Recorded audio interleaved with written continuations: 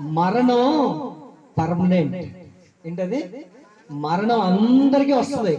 ఈ life permanent కాదు. ఇప్పుడు మనం జీవిస్తున్న పర్మనెంట్ కాదు. ఇది శాశ్వతమైన జీవితం కాదు. అందుకని దేవుడు మన కొరకు వచ్చి శాశ్వతమైన లోకానికి తీసుకెళ్ళడం వరకు ఆయన శిలువ మీద బలాగం అయిపోయాడు. మనందరి నిమిత్తం ఆయన రక్తం గార్చాడు. హల్లెలూయా, హల్లెలూయా. ఇదే శాశ్వతమైన జీవితం అయితే యేసయ్య లోకానికి రావాల్సిన ఆవశ్యకత ఉందంటారా? అవసరం ఉందంటారా? లేదు. ఎందుకు లేదంటే ఇది శాశ్వతమైన లోకం కాదు. శాశ్వతమైన లోకం పరలోకం.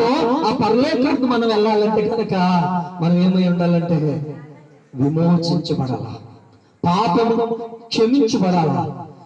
అవునా కాదంటారా? మన పాపాలు క్షమించాలి, మనకు విమోచన కలగాలని మనల్ని విమోచించిన కొరకు ఆయన దేవాతి దేవుడు ఆయన పరలోకాన్ని విడిచిపెట్టి మన కొరకు ఈ లోకానికి వచ్చి తన రిక్తులుగా చేసుకుని మనందరి కొరకు ఆయన భూమి మీద మరణించాడు.